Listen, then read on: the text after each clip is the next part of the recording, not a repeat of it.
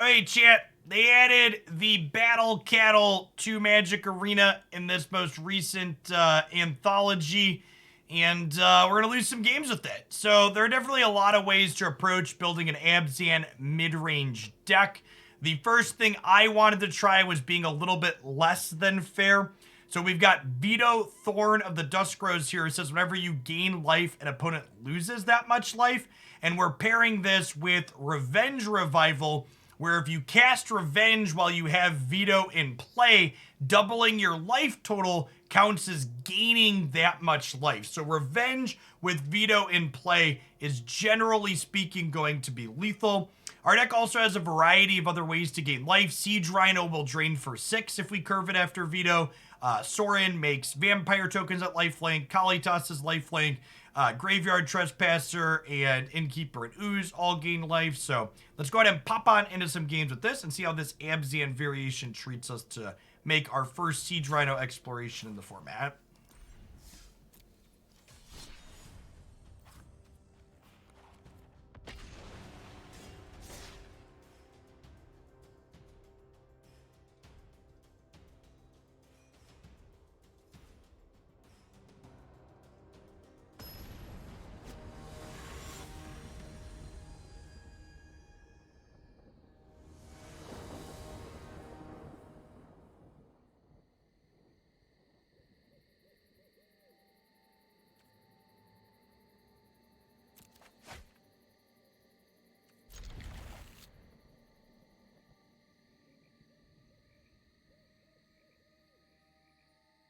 Top 1000 Mythic Gamer chat.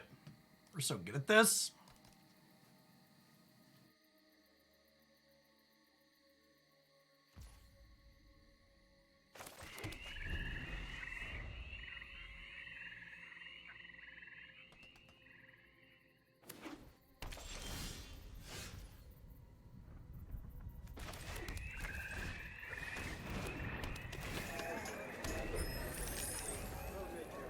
Not for long.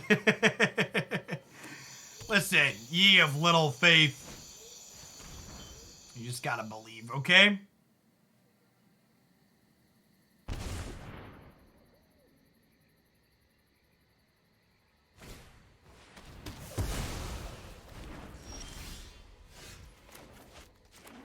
Alright, with the Revenge Revival taken out of my hand, I'm gonna go ahead and lead on Cletus here. So we can play Veto and attack for 6 next turn. They kill Cletus. We have a follow-up thanks to our land draw.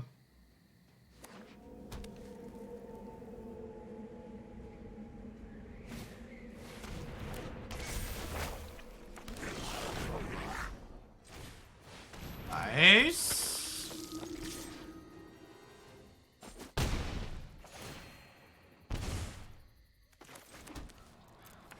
I've crafted Tarmogoyfs, Kalitas, and Trackers, and I can fully say I don't care how many games I lose, I'm happy to craft those cards. Man, that's a lot of mythics.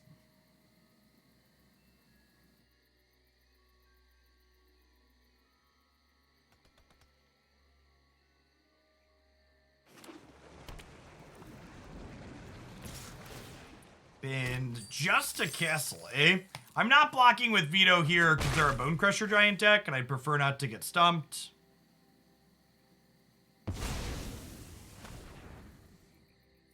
Fatal Push in Kalitas' future.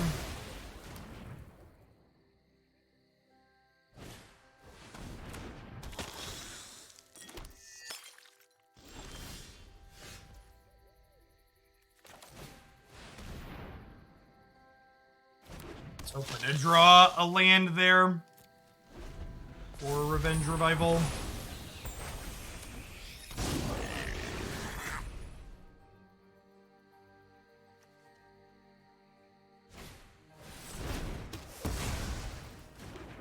Opponent is a thirsty boy, Chip. I have mana for stump, so we'll go ahead and block.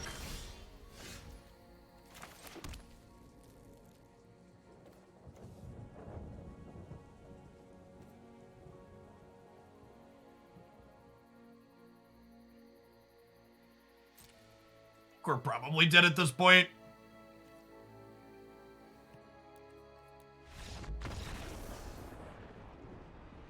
cans right, they're gonna get to just start copying their thing, and then we just can't grind them out. I think this is definitely a matchup where Veto and Innkeeper come out. We basically want this card to help us race unfair decks. And bring in a bunch of spot removal. Do we leave Thought Season here? I'd rather have Veto than Thought Season, actually.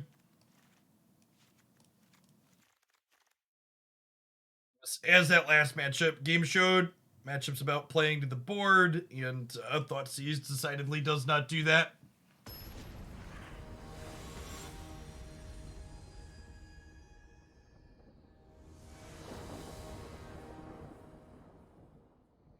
Just John. Thanks for the over-year support. Welcome back.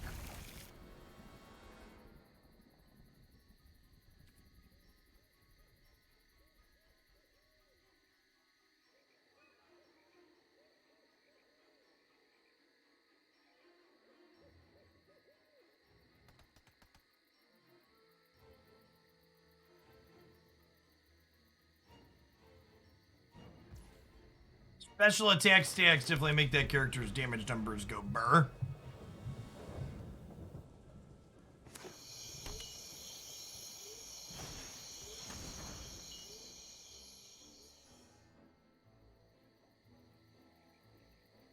When our opponent leaves Thought Season in the discard mirror chat, they have them on turns 1 and 2. When we leave Thought Season in the discard mirror, we draw it on turn 6 when we need a spell. Alright, I mean, no land drop for us, but also no stomp for them, so glass half full.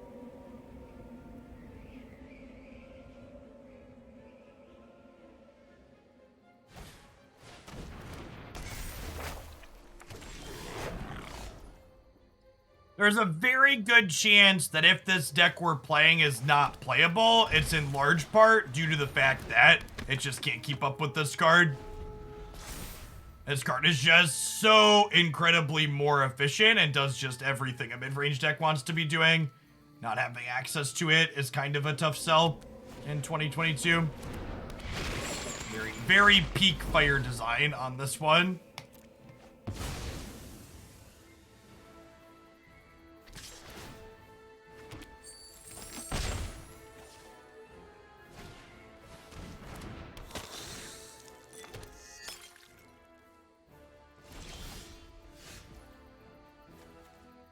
Well, that at least takes care of...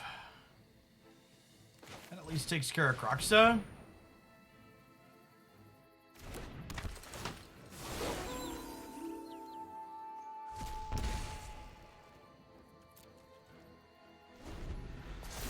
Imagine going back in time and telling Standard players at the time that they should cherish their games against Siege Rhino. You'll look back fondly as this point being one of the better times in Standard and Magic. I'd probably laugh you out of the room, right?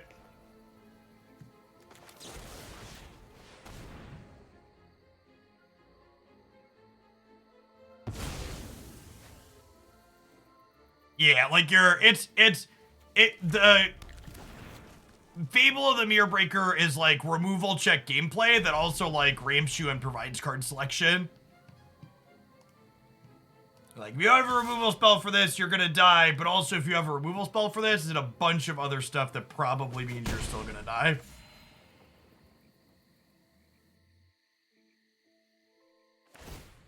I mean, I don't think Yasharn's particularly good in this specific matchup.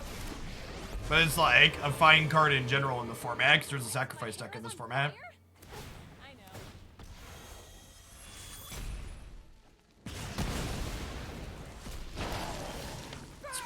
Speaking of removal check gameplay, the Kalitas is probably unbeatable at this point, right?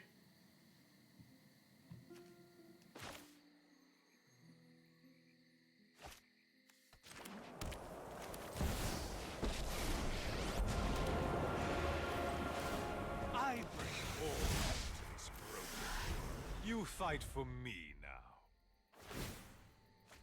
This'll be easy.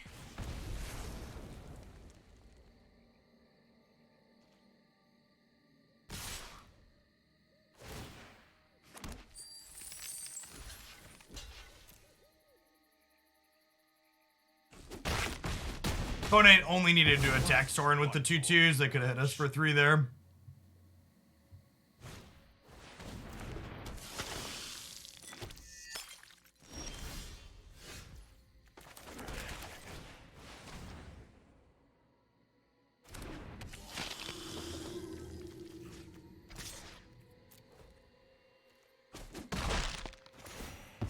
Yeah, I think if you conclude the red-black deck is too good, Fable's definitely the card that you whack. It just like is the glue that holds the room together.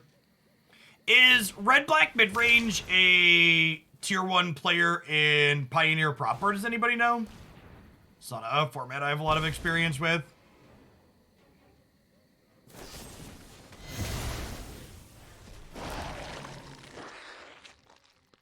I mean, it's impossible to know if anything makes anything playable, but Hanger Backwalker certainly makes Hardened Scales better than it was before.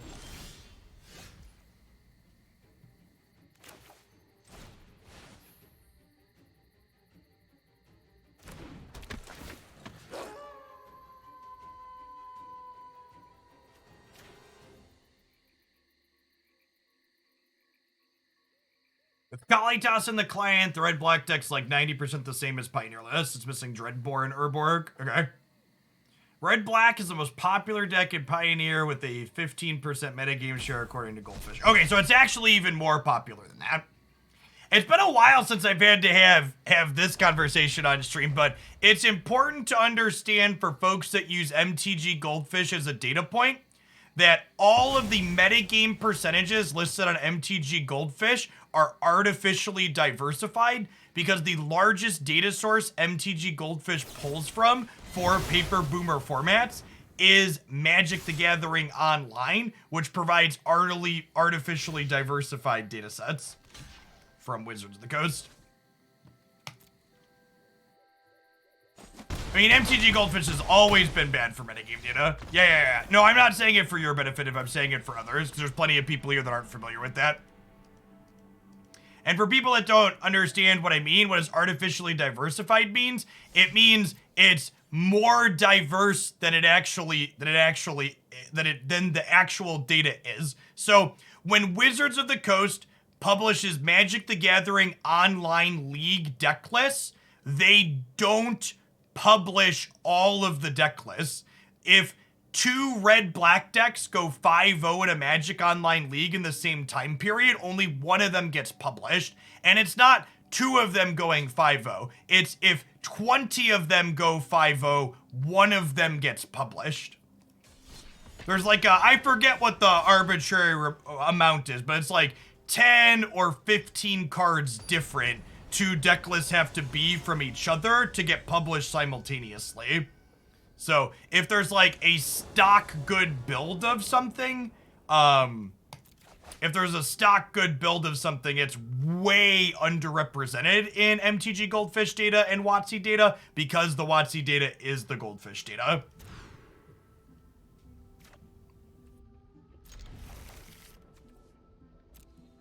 And then to get on my data soapbox here for a little bit, I would also like to tack on there that I think MTG Goldfish does the Magic the Gathering community an incredible disservice by lying through omission, by not putting clarity on their metagame percentages.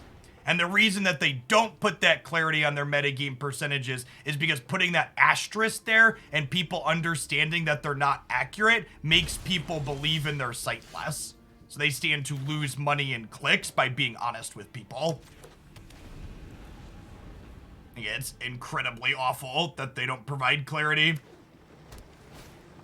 It's also bad that Wizards of the Coast doesn't provide clarity, but Goldfish lies by omission by not being transparent about the issues with their data.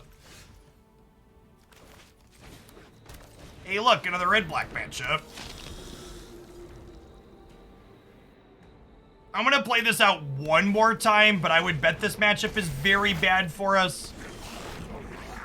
And if we get dumpstered here a second time, we won't play it a third. Violence is necessary.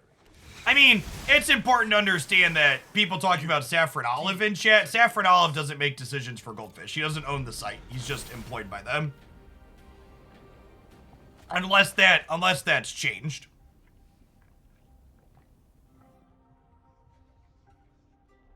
Well, so, and it's been so long since I've talked about Paper Boomer stuff, but, and for people that are new to the channel, you're wondering, who the hell is this guy? Why is he talking about stats? I have a graduate and an undergraduate degree in mathematics. I've taught statistics classes at the high school and college level. I have a good background to be informed and talk about this shit. Just looking at top 8 deck lists gives you a top 8 metagame representation. It doesn't actually tell you what's being played in the format at the base level, right?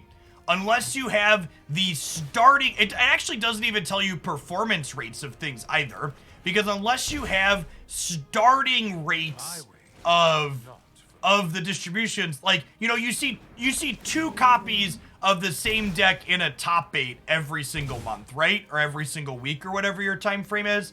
But if 25% of the format is playing a deck and that deck is 25% of the top 8, that deck's actually only okay, right? It's like not overperforming if its top 8 representation is the same as its starting representation in the tournament. Which is actually one of the reasons why I love MTG Melee and a lot of the digital tournaments that we get complete data sets from, because you can actually look at, okay, what are the performance metrics? What's actually performing well?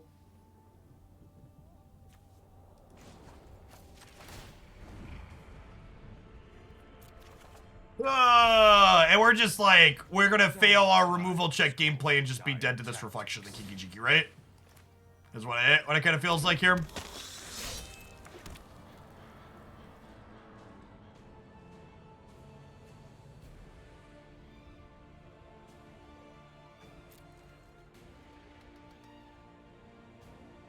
Yeah, and for what it's worth, I look at Goldfish for deck lists on occasion too. There's nothing wrong with like enjoying looking at sweet deck lists from various places. I just take problem with the fact that people reference the metagame percentages cited there specifically because they're flawed at a fundamental level, intentionally so. We can draw a Revenge Revival next turn, right? We get 2 draws at that.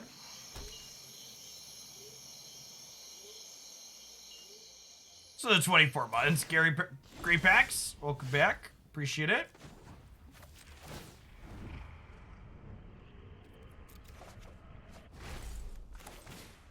You wish to know my secrets? Okay. Very well.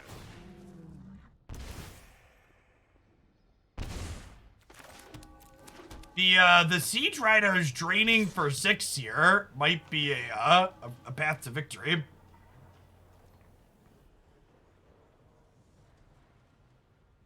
Especially with the Abandoned Mire in hand. All right, we failed the removal check, but we won the Battle Cattle check, chat. Maybe we need more ways in our 75 to kill... Oh, you know what? Someone suggested Night of Autumn, and I kind of wrote it off as not being great, but Night's actually a really clean answer to Fable, isn't it?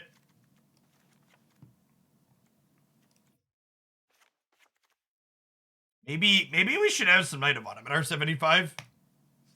Let's do that after this game. We'll make that adjustment. I don't know that I want a main deck, but yeah, in the sideboard, a couple of Night of Autumn actually sounds kind of good.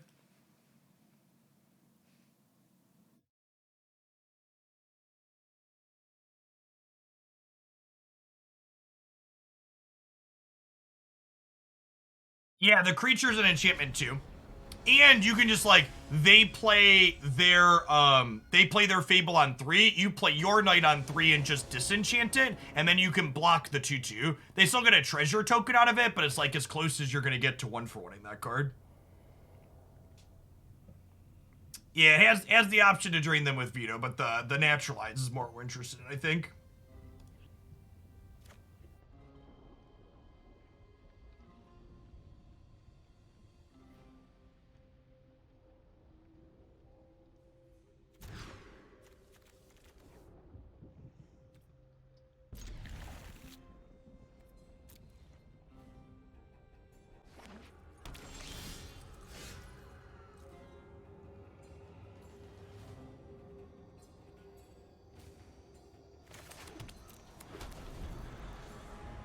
You want a 1-for-1 by fire design? I know.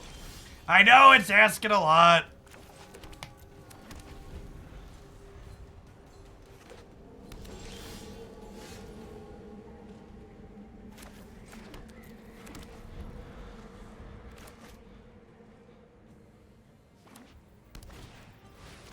Low and steady, Megas. I'm the best fire starter there is. We just play Soren and start going up, right? No cost is too great to quill my people's savage. My ways are not for the weak. Well, my people's savagery. Whatever he was gonna say there. Who knows?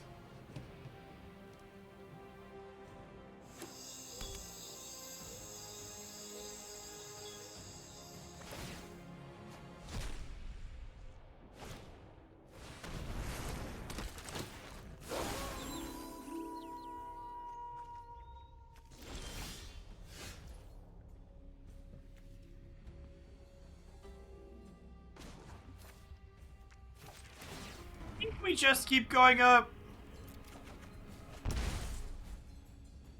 Dire times call for dire tactics. I think we just do this. It's close though. It could be right to battle cattle plus Knight of the Iman Legion here. The Chandra's a little scary at 6.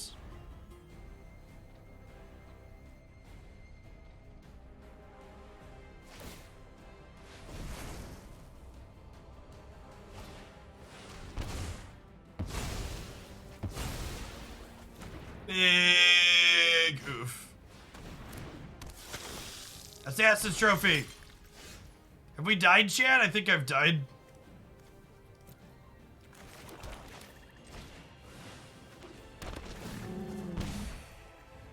That's fine. We were dead to the Chandra emblem anyways, but the auto tapper adding insult to injury there is definitely a little extra salt for the wound.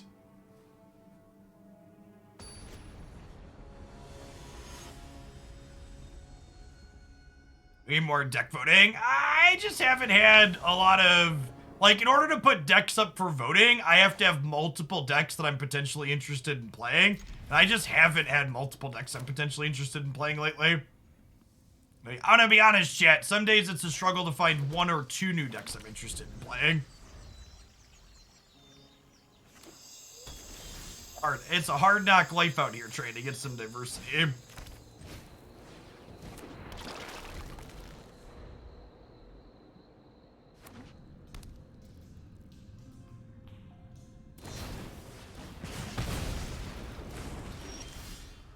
Stepped on.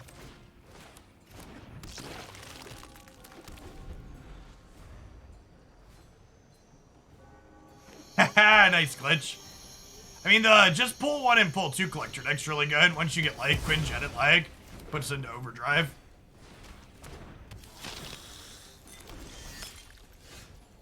That and Beast are solid upgrades for that deck.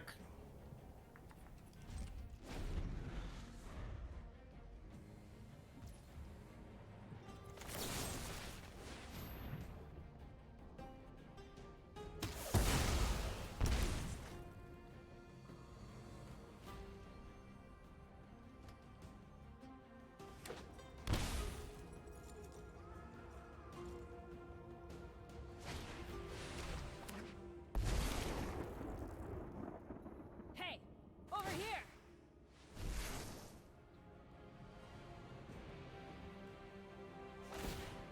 Back Walker or a Tempered Steel. That sounds way too slow and fair for Historic.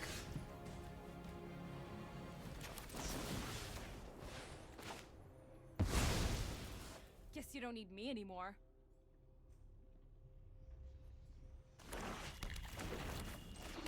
Yeah, Historic's like a fast, brutal, absolutely degenerate place. Like,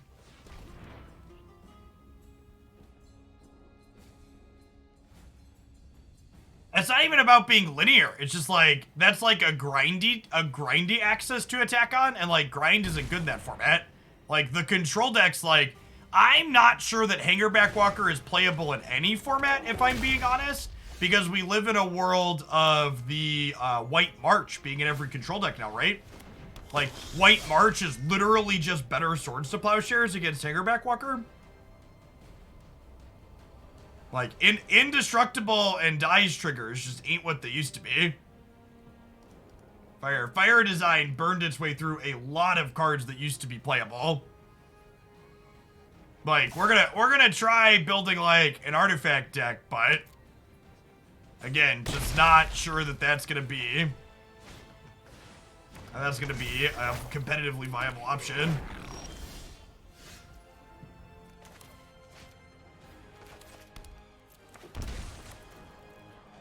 Eat up for 3 here.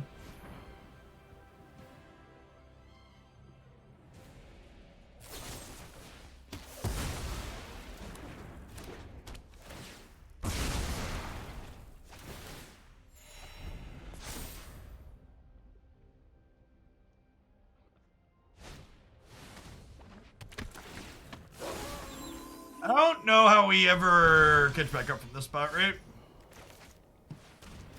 I guess maybe these aren't removal spells and like this holds down the board. We're gonna pass our removal check for the Fable this game at least. Hey Pixie, thanks for 32 months. Welcome back. Yeah, it's like so much bigger and greedier than we are.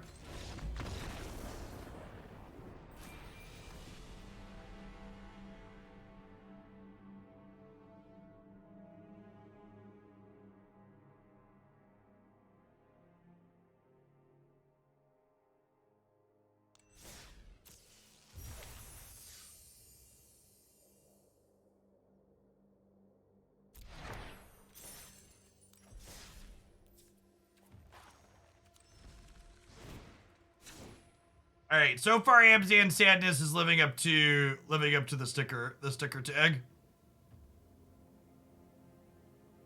Maybe Innkeeper is too cute. I just need more interactive bits.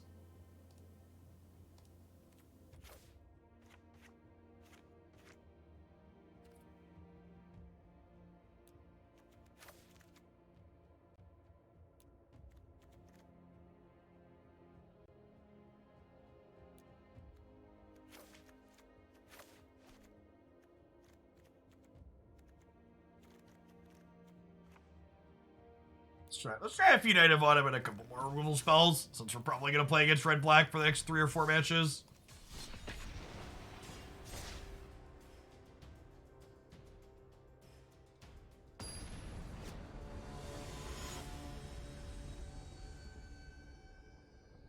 What's going on, Tig? Thanks for the entire year. Let's get you a sword to go with that shield. Welcome back.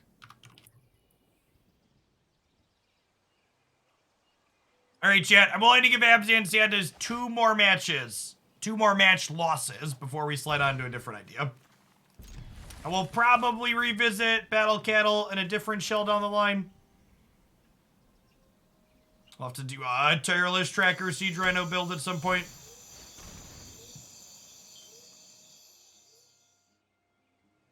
Hey, look. It's the 3rd Red-Black deck in a row. Weird.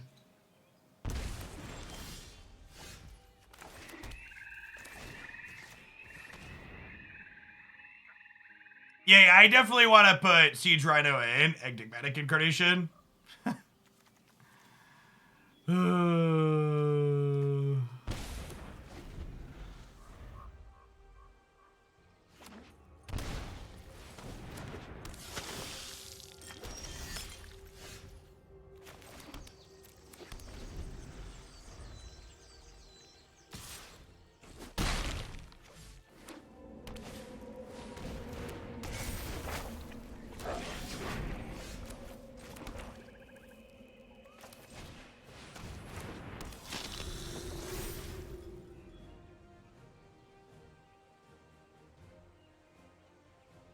They discarded nothing.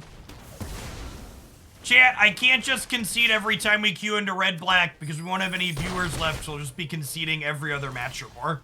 So, as much as I would like to say we're not going to play against Red-Black, and I said it earlier, I can't. It'll hurt the content too much.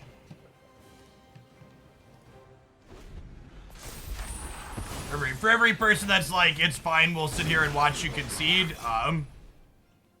There's another, you know, dozen or so that just won't say anything and they'll just leave. What's going on, Whiskey Dingo? Thanks for the 4 years. I am losing rank with Siege Rhino, so you don't have to. I'm doing what I can.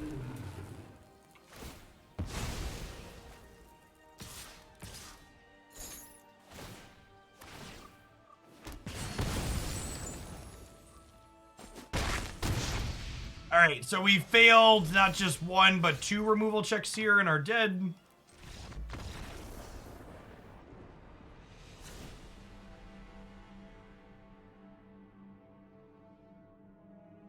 According to Untapped, which is not super biased data in terms of being artificially diversified, Rakdos mid-range is 19% of this format on Magic Arena.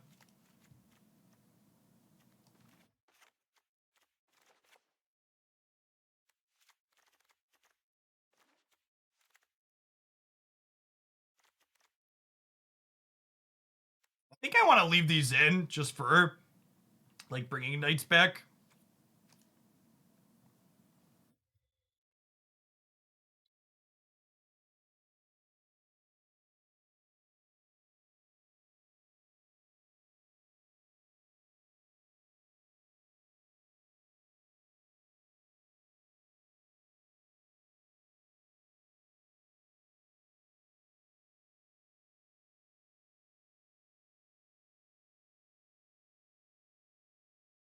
Lost with Goyf yet. I haven't, but I think we're gonna do 3 Explorer decks, and then we'll lose with Tarmogoyf.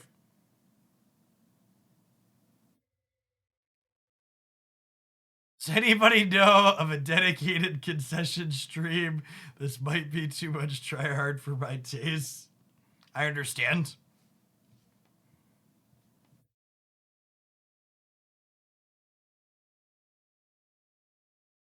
It's very different than History of Benalia. History of Benalia was a very one-dimensional card that just attacked. Fable of the Mirror Breaker is good because it just does a little bit of everything. It's a must-answer threat at the end. How much have you lose with Rally next? Deck submissions are 50 USD still. I'm currently leaning towards playing Artifact Aggro, but I would be happy to take a donation to do Rally the Ancestors.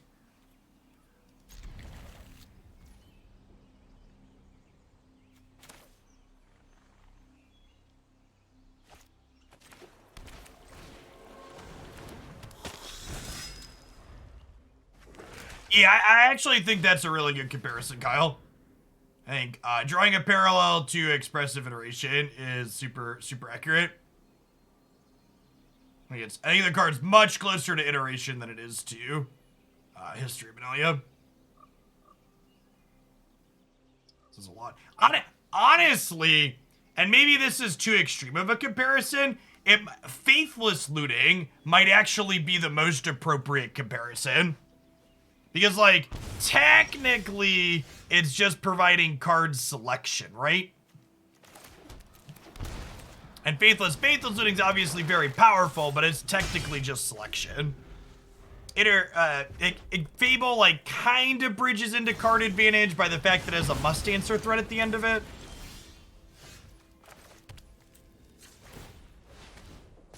But, like, Mirror Breaker also enables, like, graveyard shenanigans, too.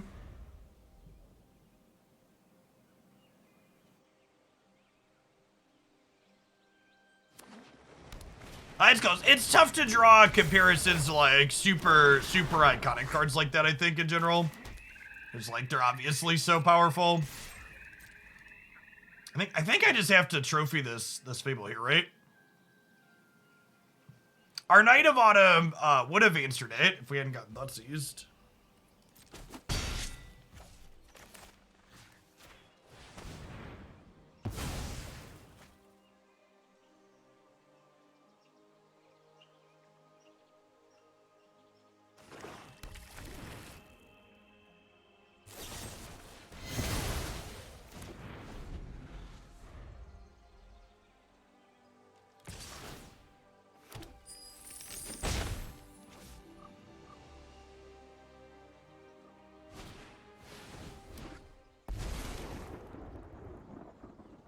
people start screaming, I know I'm on track.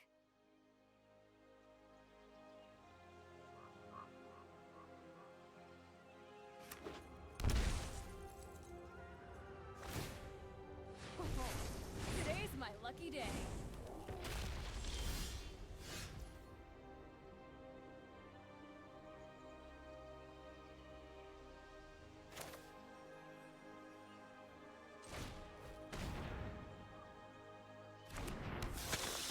Whoa, Strider is the freeze. We're just dead, right? Like, this just kills my Kalitos.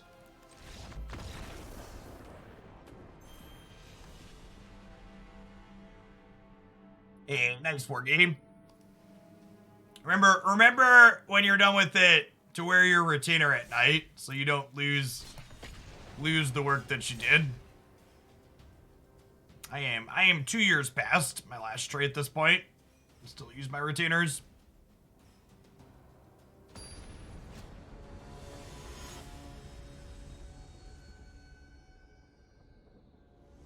Oh, that's a good shout. Maybe Fable of the Mirror Breaker is a card that could make Tarmogoyf playable because it's an enchantment for Goyf. All right, that's the copium we need for.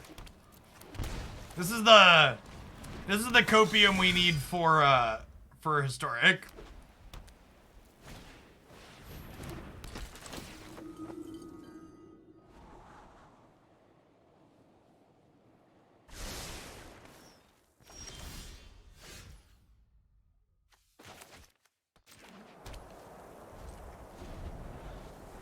So I probably should have played this on black, huh? Because I have white mana here.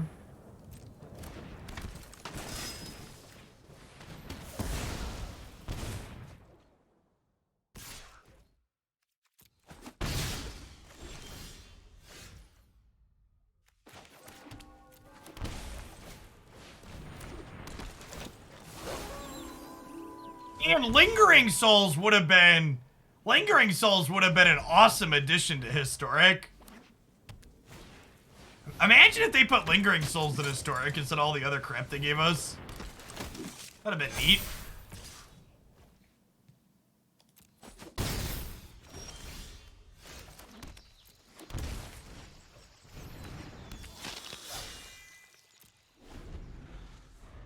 That's a copy of Thalia with a Mina Harker skin or whatever you want to call the alt art on it.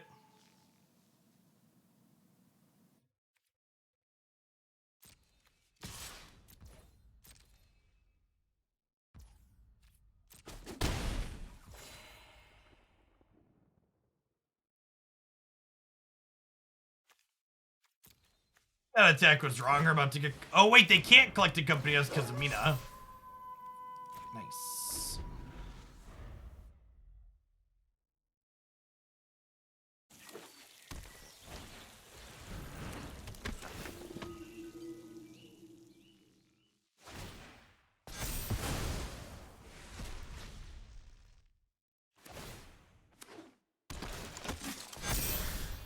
Farming Prince is interesting in the archetype.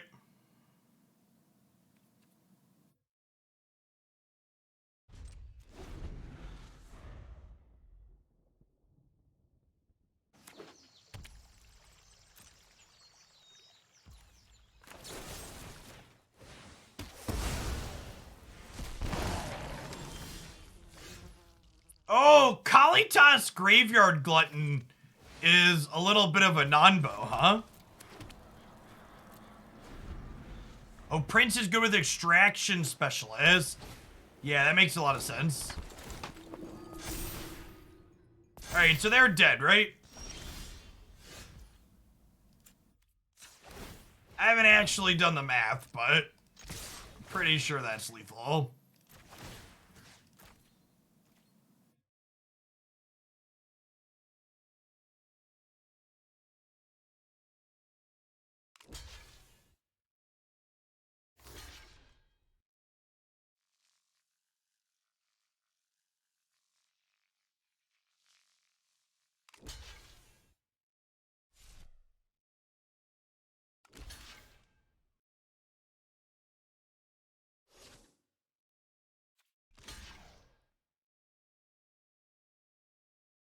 See, when we're not playing against red-black, Vito's like a pretty fine Magic the Gathering card.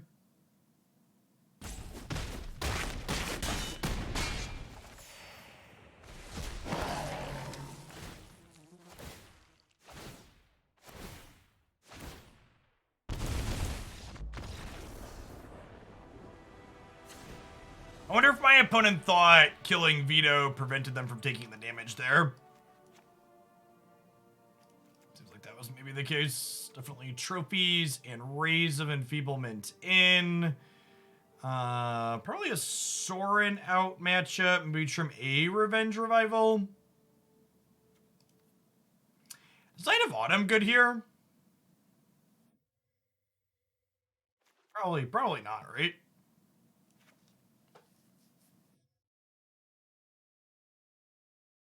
A Sorin in.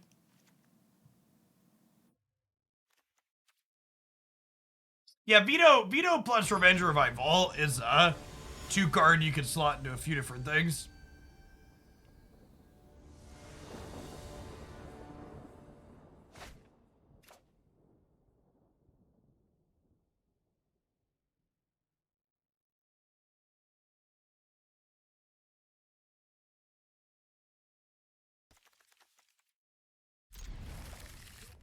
Mana here, but I have a hard time passing up Brave Enfeeblement on the draw.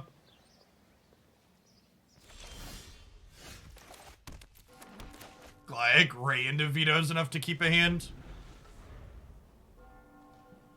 Hey, what's going on, Pseudo? We actually played Snap first thing this morning. Because the Magic release was happening. It'll be an hour. I think I played for like an hour 10, hour 15 or so. There's also a new Snap highlight up on the dedicated Snap channel today. Clipped some of the best bits with the Zero deck.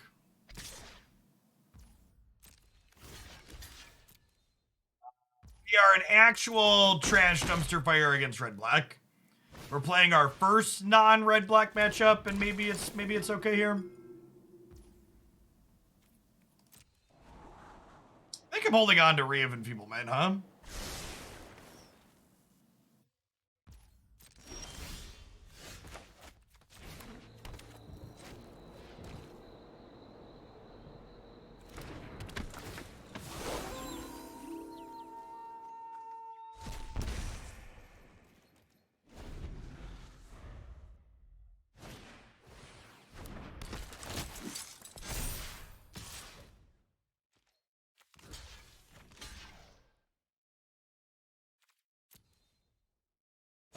Kind of punished for not playing Ray of Enfeeblement.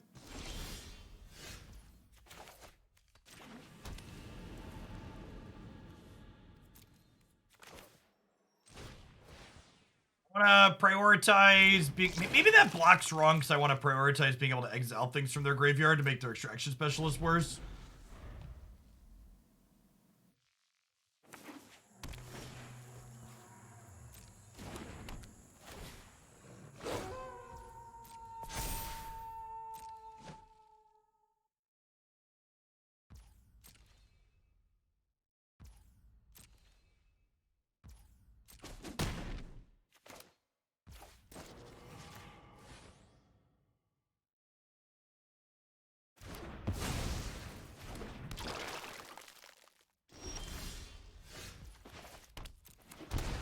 Willing to shock that in to get 2 activations.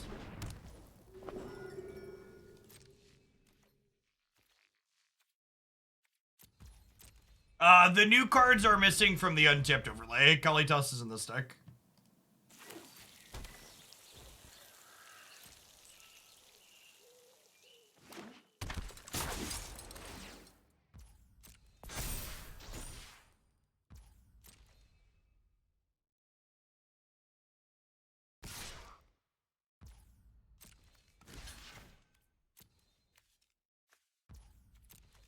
I should have double checked that there were creatures in here before I did that, but I was pretty sure we had at least 2. Yeah, they have 2 and I have 2.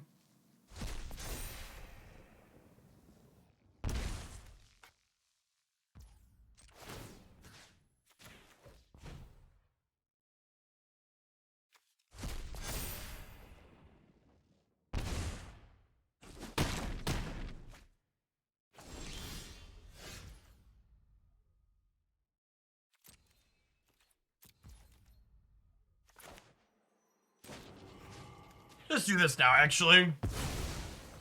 While they're tipped out.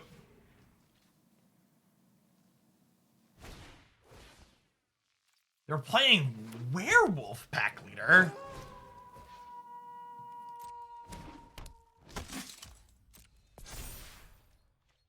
Interesting.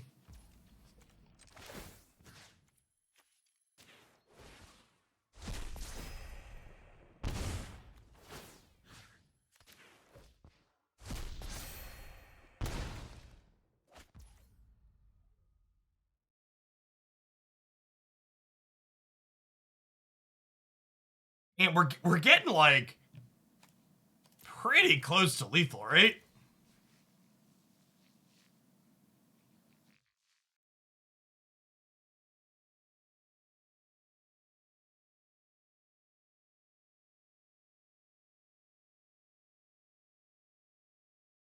Am I shocking on this Temple Garden? I think I am.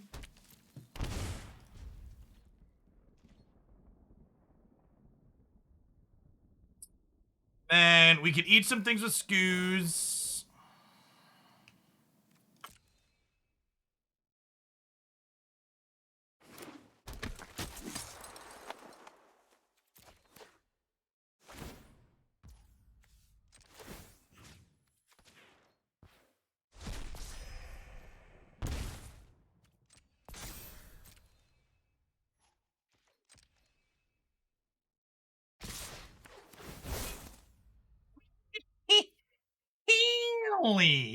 All right, well now they're dead, right?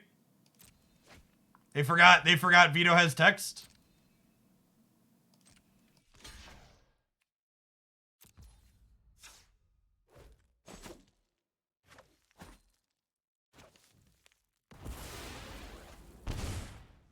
Now they're actually just dead to activate attack, right? Yeah. Good chat. Good chat. Vito, we killed them in the first game with Vito's activated ability, right?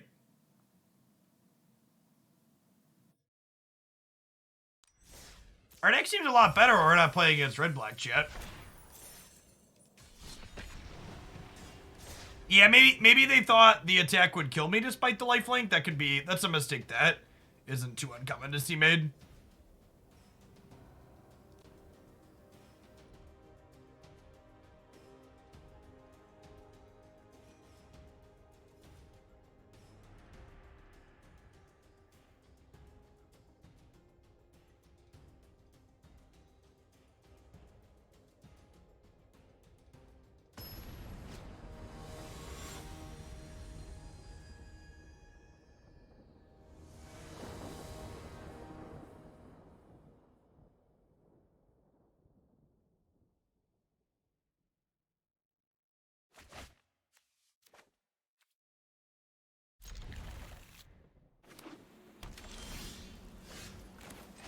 Not a Rakdos land, chat. It's like Christmas. Feels like Christmas. All right. Well.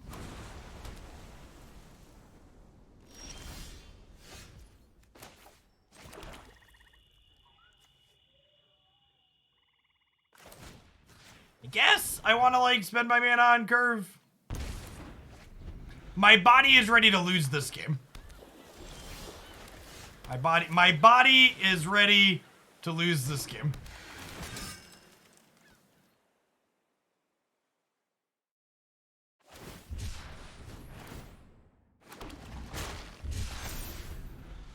Yeah, there could be merit to waiting on the Thought Seizes, but the problem is that, like, my hand just, like, I have what my hand wants to be doing for the next couple of turns already, so I just, like, don't have room to fit them in until much, much later.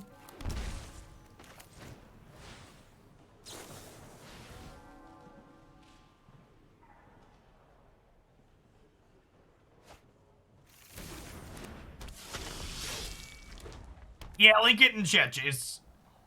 I would love a starting shell of spells to work from. More than happy to just redo the mana. Emperor, exiling your Galitas.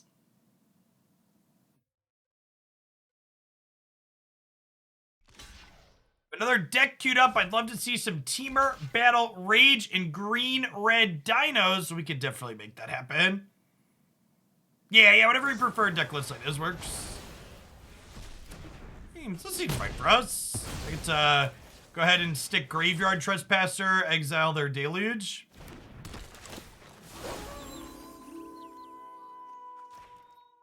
Great, green-red dinos it is.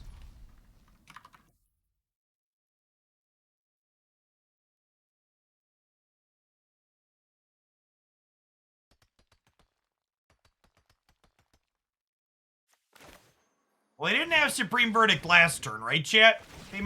Famous last words? They didn't have the sweeper last turn, or they'd have cast it. I guess they could have had Farewell. We need to move quickly.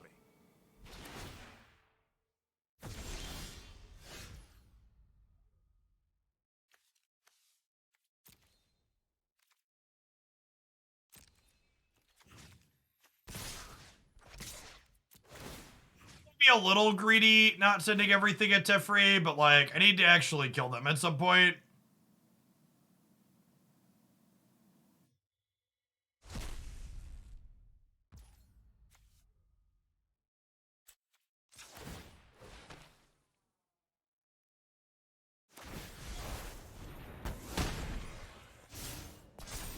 I'm getting too old for this.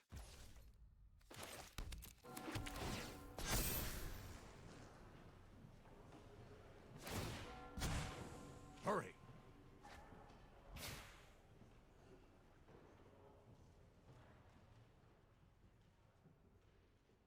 I have beautiful Tarmogoyfs.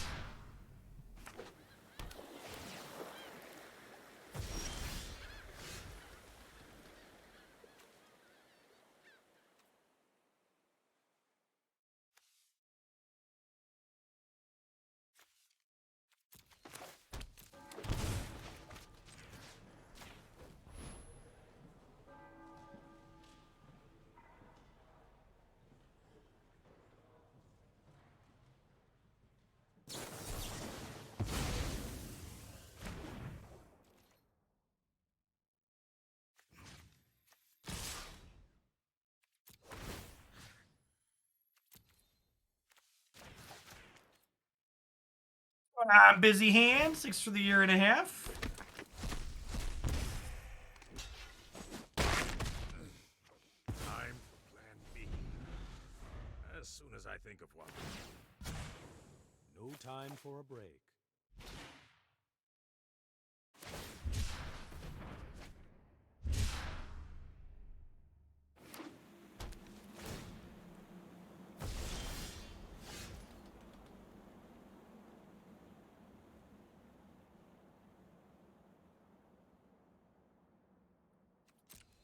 Well, the Teferi's drawing 3 cards. I assume we're dead here, right? It's usually around the second card being drawn that Teferi is lethal.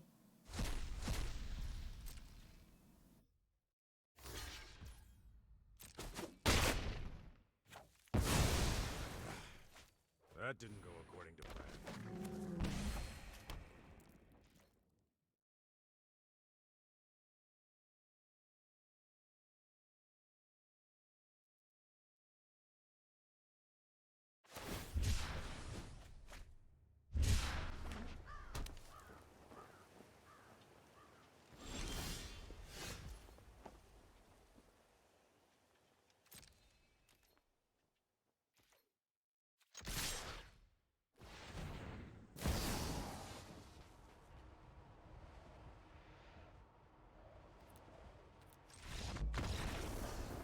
That's enough. That's enough of that. Like I said, we were probably in garbage time there about the time the second card was drawn from Teferi.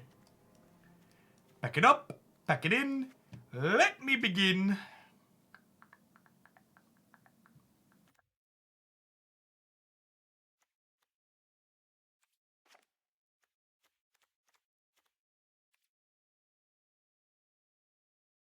Yeah, the mana to kill the exiled Rhino overnight. I'm gonna assume they're gonna count my mana if that's the case. They also are getting 2 there when the what's it called happens.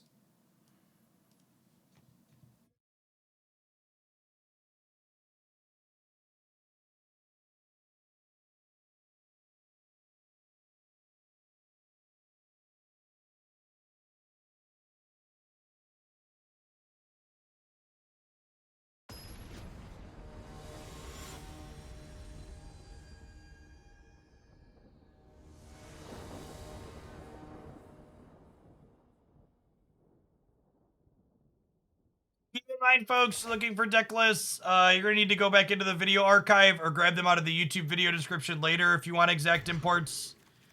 Because Untapped does not currently have the latest set of extra cards. This is FYI. This starts really good. We get to go Knight on 1 into Shockland plus Thoughtseize on 2 to put a 1/1 counter on my Knight on turn 2. Does not care who is bleeding so long as someone is, he says before getting portable hold.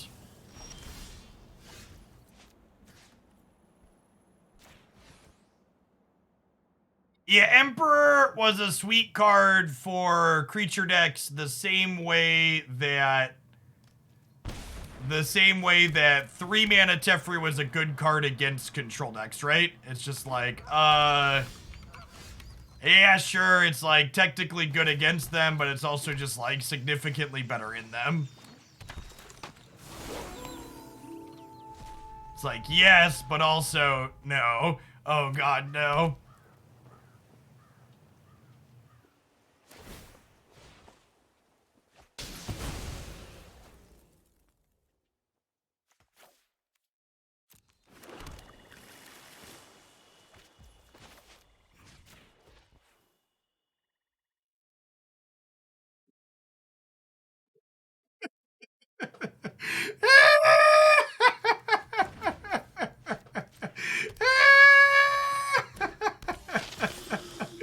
Oh man, what fun and interesting gameplay.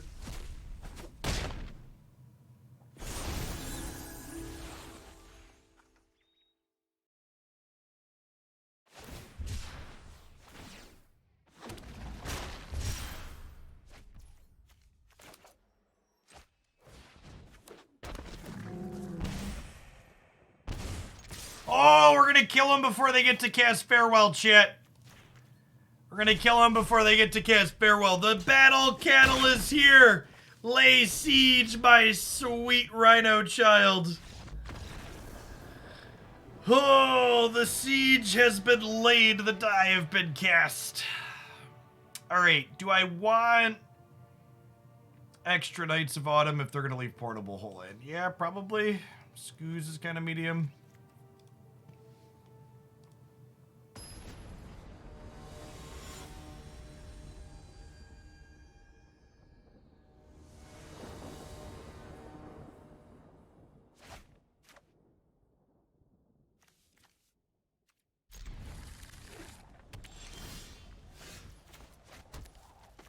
Our prize for winning that game is a second match against Blue-White Control. Our third game against Blue-White Control. So it's like, well.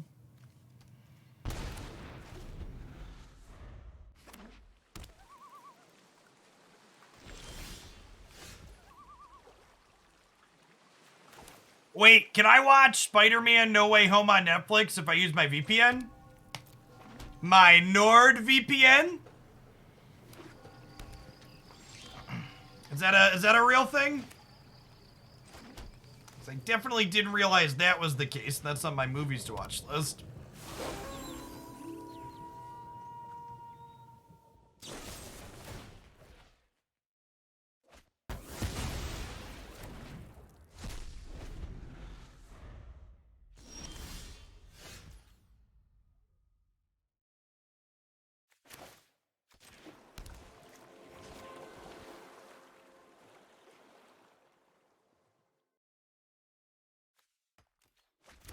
Alright, we're just gonna have to power through these absorbs. Teferi's the card that, like, ultimately wins the game, so. Hey, Cybates, thank you for the 5 months. Welcome back. And Blue Vader, thanks for hanging out for 2 years.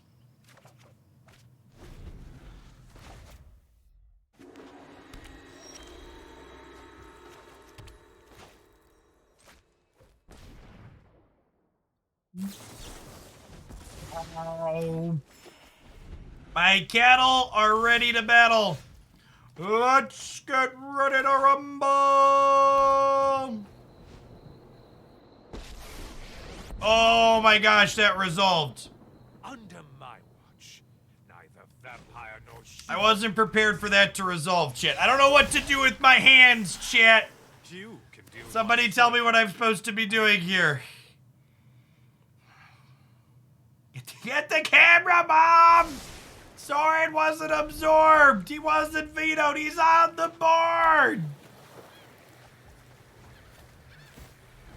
Well, Farewell doesn't hit Planeswalkers, chat.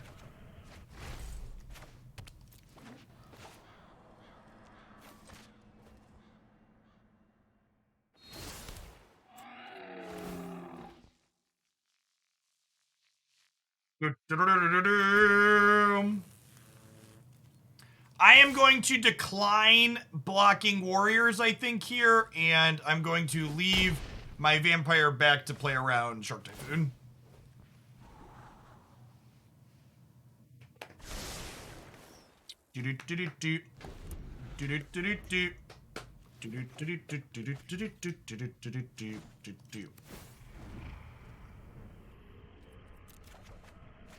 Very well.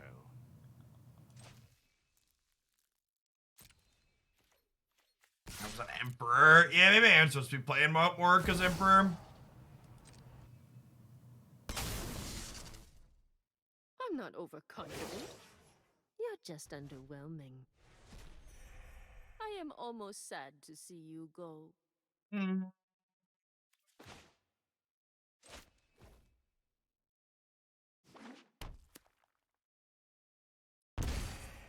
I'm playing another threat out here. I think we're just like doing this and like trying to lean on this.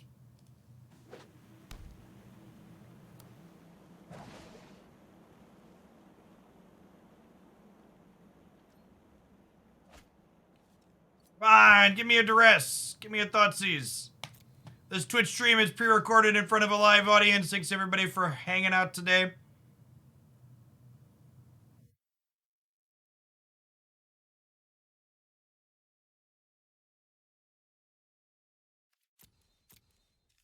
I'm gonna take the other Worldly Light. I'm gonna force the Farewell out of their hands here. This gives me a solid attack this turn.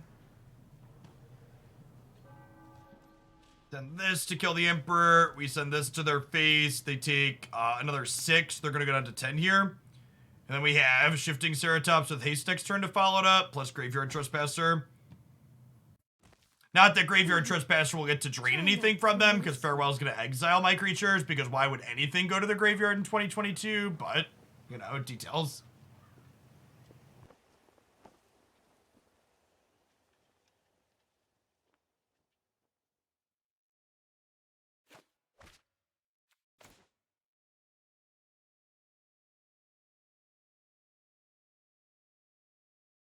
Okay, I'm going to play Trespasser out here as well, because they draw another Emperor. It's better against that. Obviously, they could spike another Sweeper, but it is what it is. Soren is 2 turns away from Pippity popping off as well. Got a big ol' bite at -7.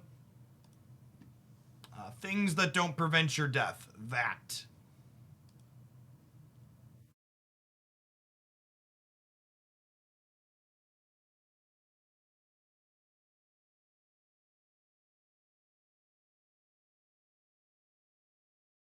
Please concede. All right, we have bested blue-white control, chat. All right. Our red-black matchup seems impossible, but the other ones have felt okay so far. Just dodge the most popular deck in the format, chat.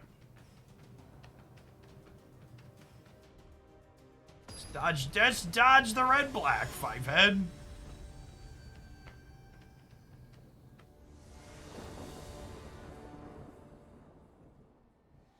The deck has bought itself another game. That is true. Just hanging on by a thread, and we're back at it. Gemsian King. Thanks for the 15 months. Welcome back. Don't play Arachnos Land. Don't play Arachnos Land. Basic Island!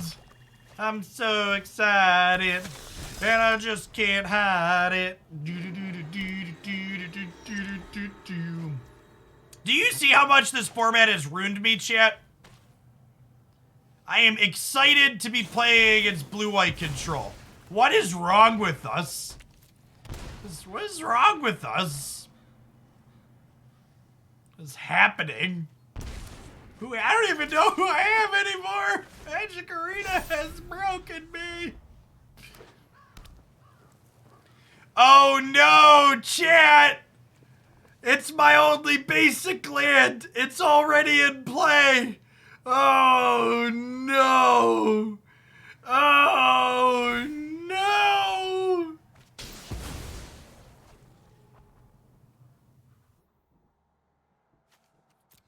Womp, womp, womp, womp.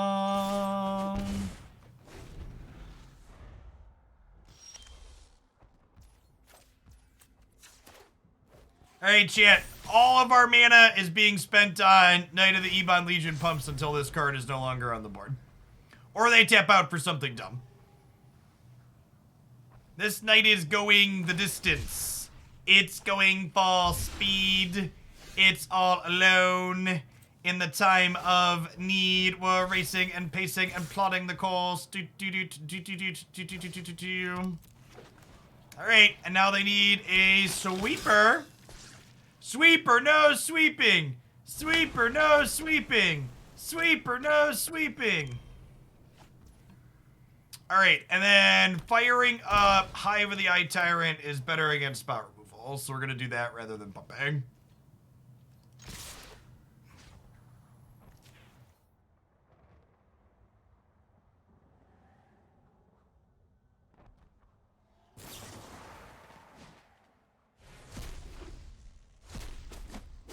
Alright, it wasn't the end our hero wanted, but it's the one we've got, so we'll take it.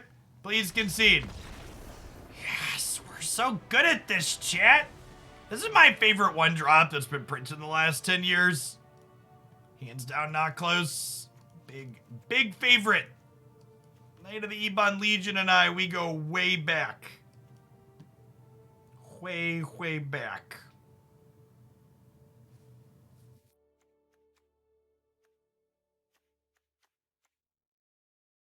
Not Ragavan, no.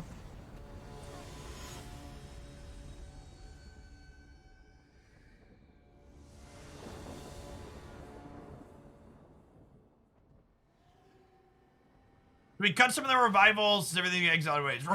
Revenge is a combo best served with Veto.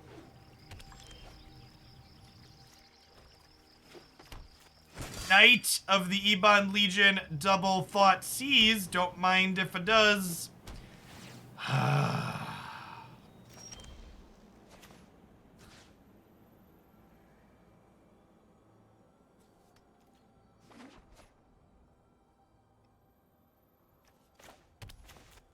I'm just gonna cast both of these here because I have like my turn 3 and my turn 4 play lined up here. So tired of getting Field of Rune chip. I am late tired.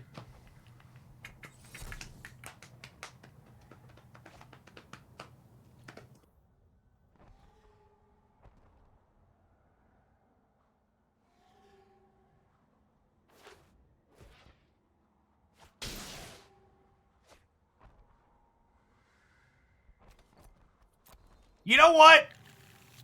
Looking at the historic anthology they actually gave us, I almost wish they would have given us Ragavan.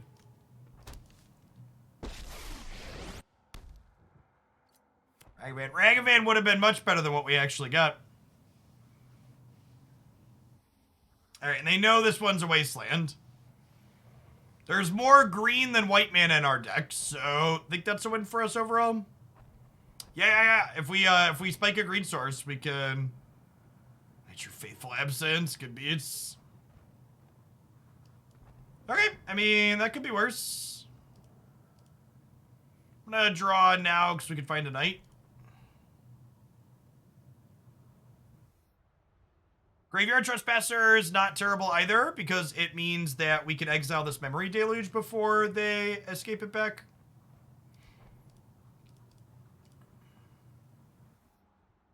Wow, I'm really surprised they didn't play that out to work towards this.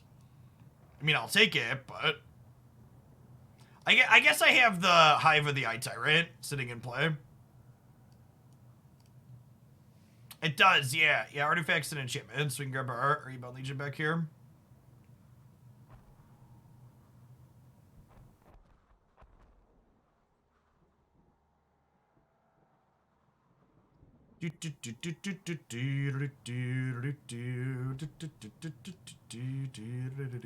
All right, chat. My opponent is on literal nothing. Literal nothing. My body is ready to lose this game.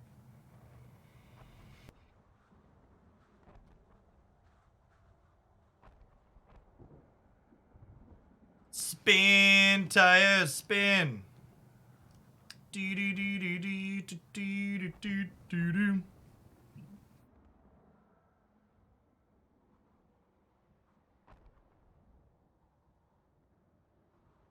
Hey, what's going on, Shuffles? Thanks for the 11 months. Welcome back.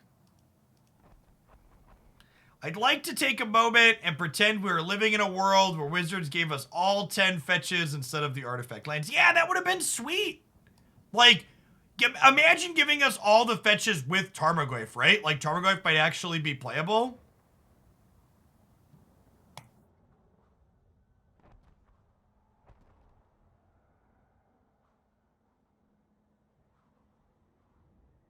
I mean, like, it probably not, but also maybe. Just let me dream a little bit, Marty.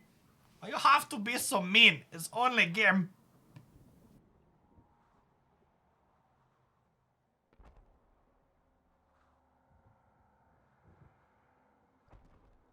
All right. Hopefully we don't say farewell to our board next turn.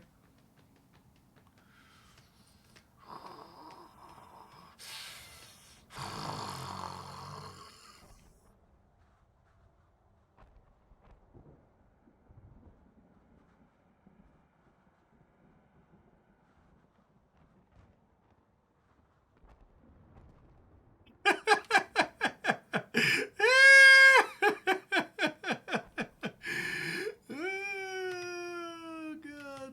Oh, Mom and Dad are home, chat. And they're very mad that we've been partying with rhinos.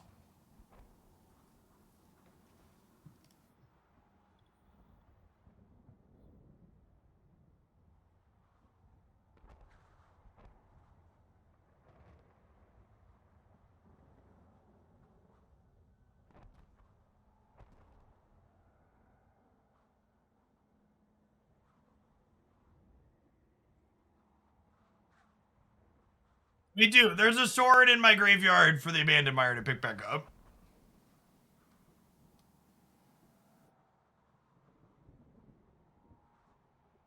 They double jump blocking?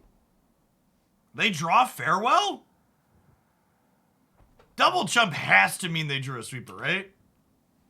Single jumping as opposed to trading with my Glutton also seems loose.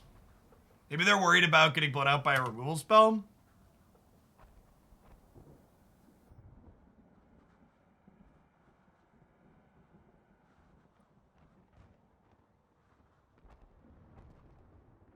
Maybe they'll miss Copium.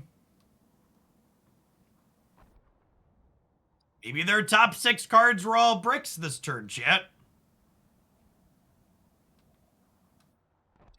Maybe we have a chance.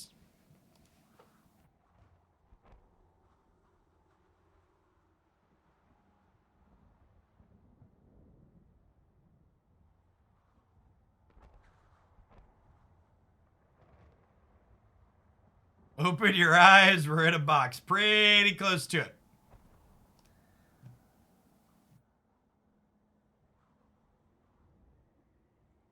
Maybe they don't have a counterspell for this Sorin, chat.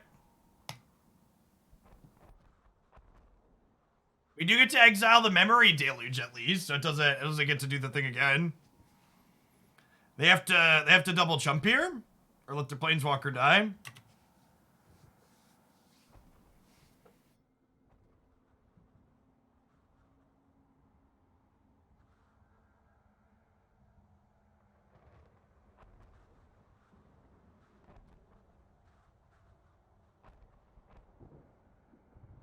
I think Historic's kind of the perfect format for fetches to exist in because it's obviously going to be a high power level format, and the fact that it's digital only means there's no shuffling, so I think it's like pretty fine for that.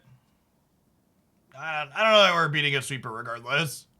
They also haven't shown us that many sweepers, so.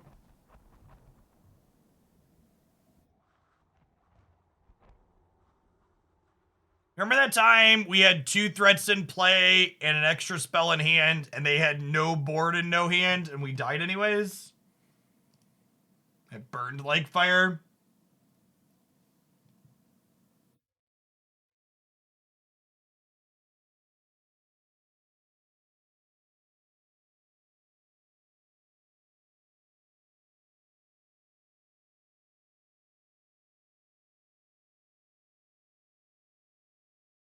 Yeah, at least this particular blue-white opponent is like playing relatively quickly.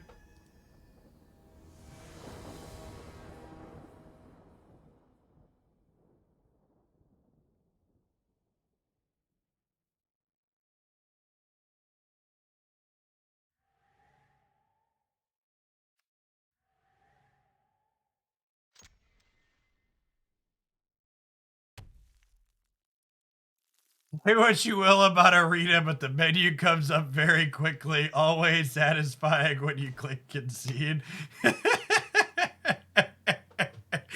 Oof. Oof. I'm in this picture and I don't like it.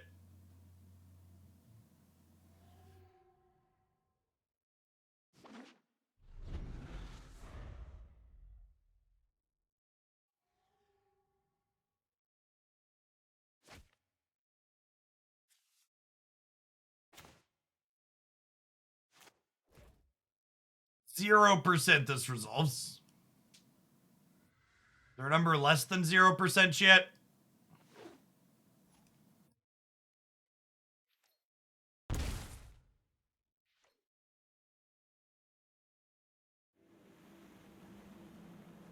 Yeah, it would be, Duck. We did that experiment with Historic, right? Like, Brainstorm was played a bunch of different things in Historic without fetches.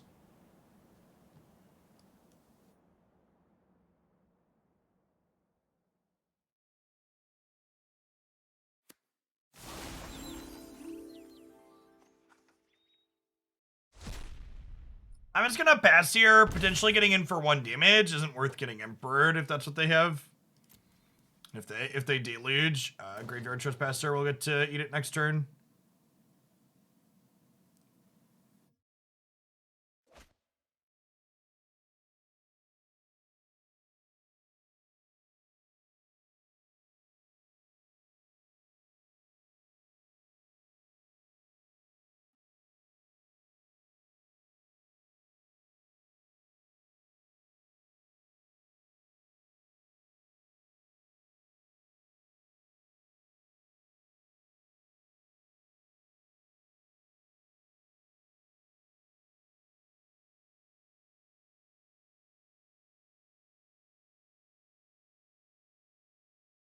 So if they tap some mana and blink first, we'll be able to play Siege Rhino post-combat. If they don't blink, I might just activate Veto here. Try and get in for 10. So they blink first, so we'll get to cast Siege Rhino.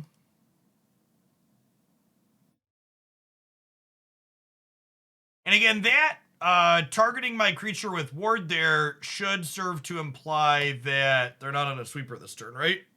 Or if they do have a sweeper, they just drew it.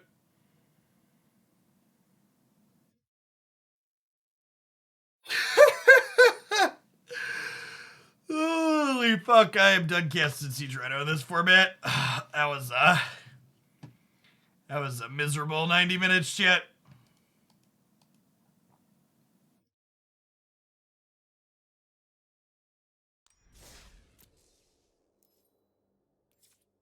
My wrap up on this deck is there's this button right here, and then you get this prompt, and then you get to work your way through it.